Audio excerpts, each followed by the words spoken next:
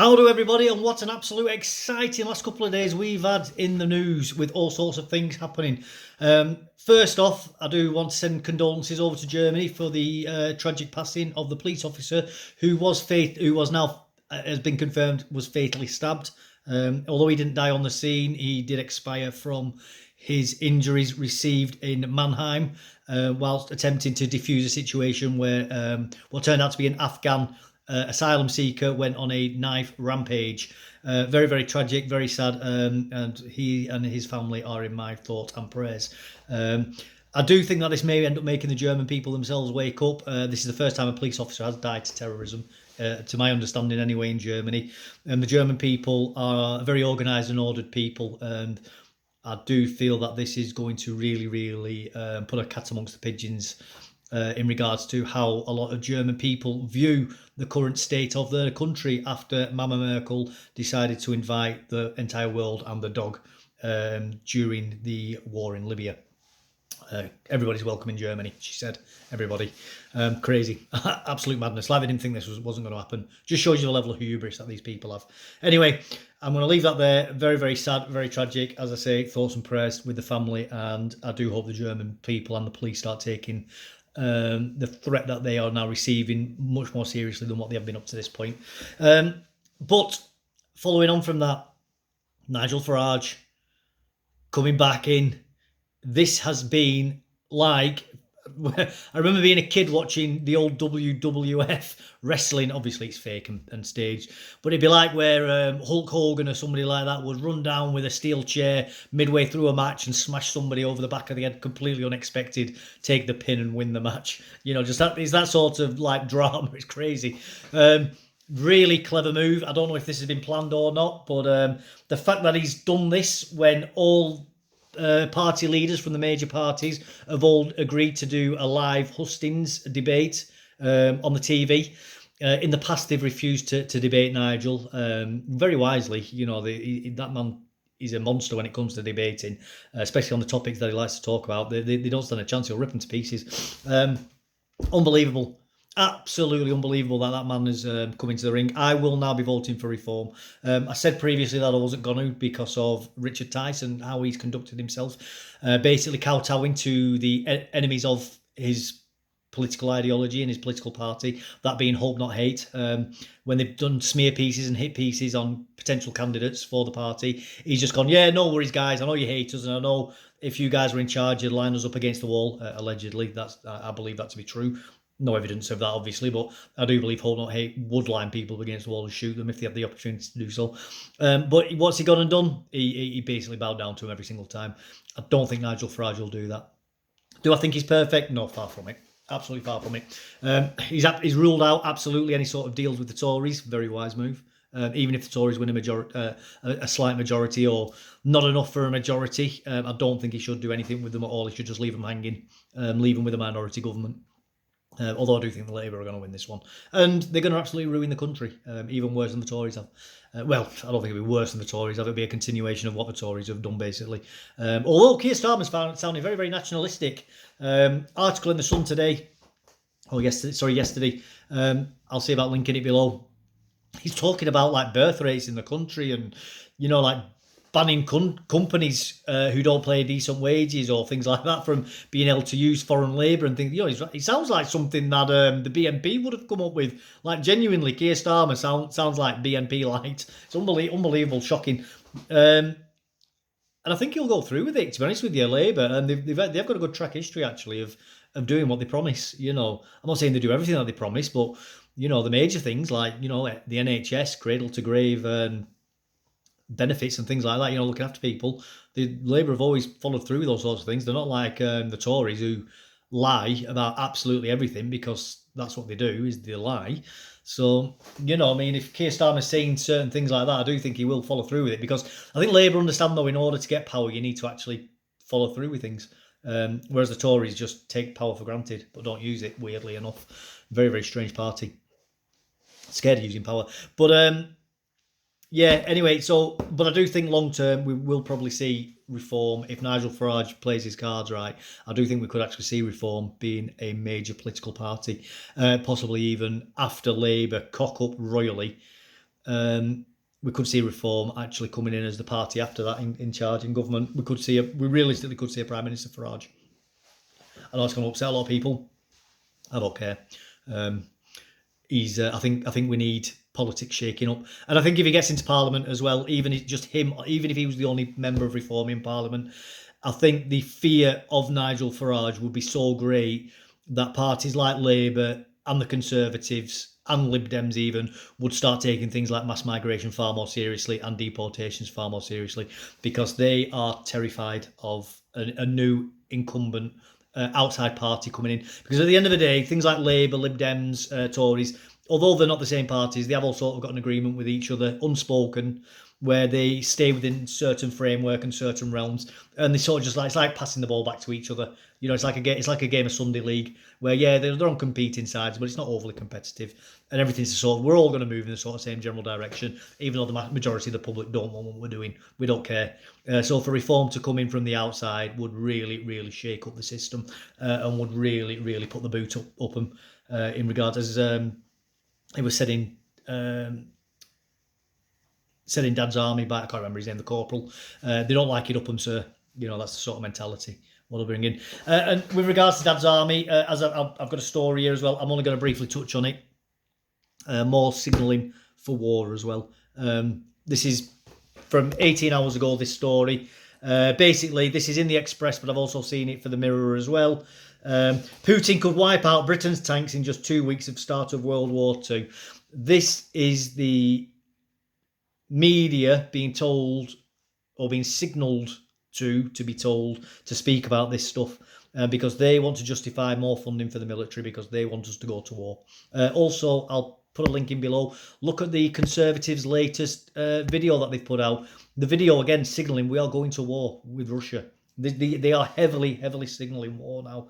So, frightening stuff. But this is, like I said, with where the nuclear missile test failed. That is really, really secret stuff, that nuclear missile testing. And the fact they released that information, again, signals that they want us on a war footing, and they are trying to justify more spending in the military because they want to scare the public into accepting higher tax burdens or spending being diverted from other places to be spent on the military.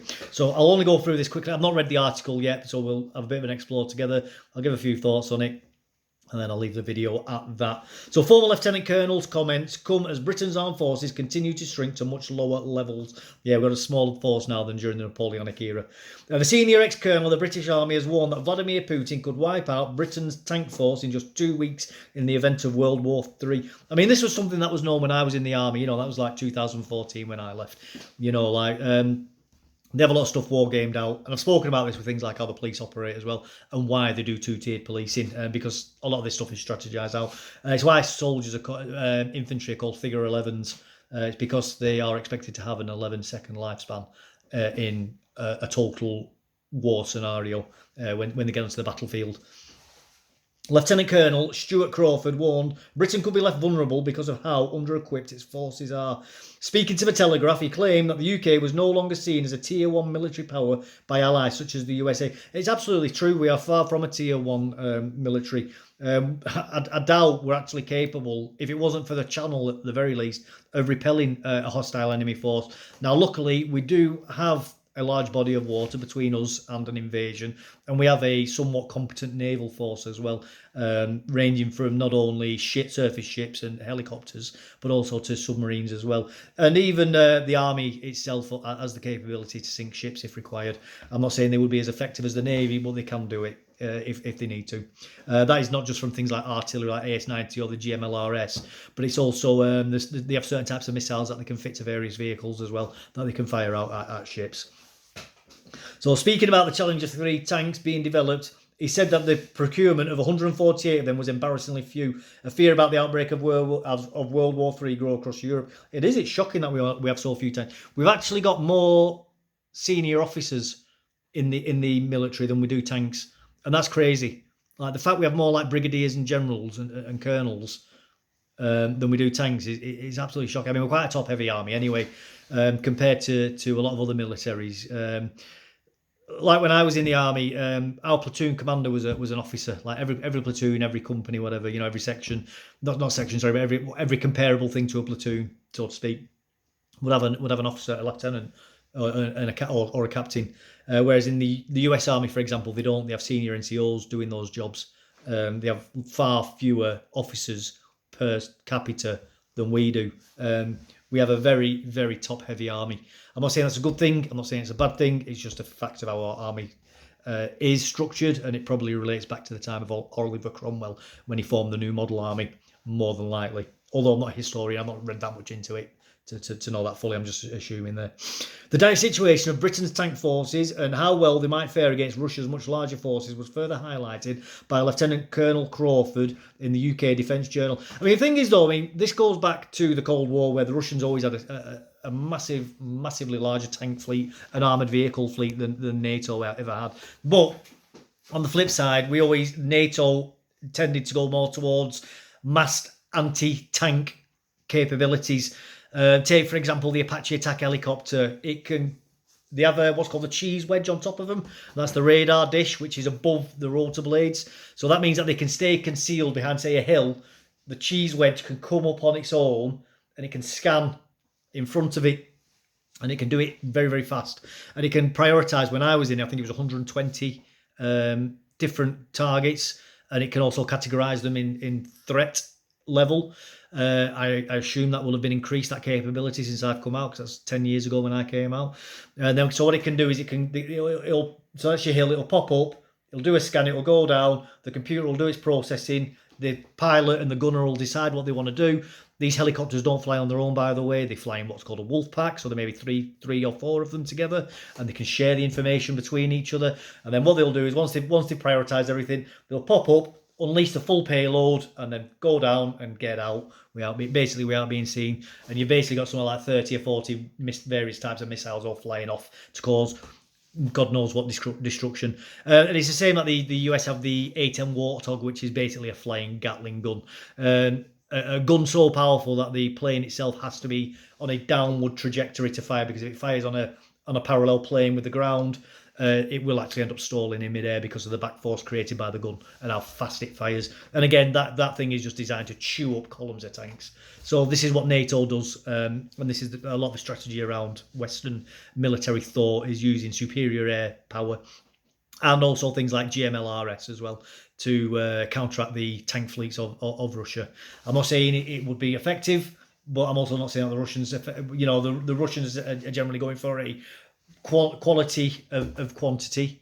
Like quantity, Stalin said, quantity has a quality all of its own. So that's what the Russians are still going with, whereas we are going for technology and mass producing high precision instruments to individually target the individual threats that the Russians have.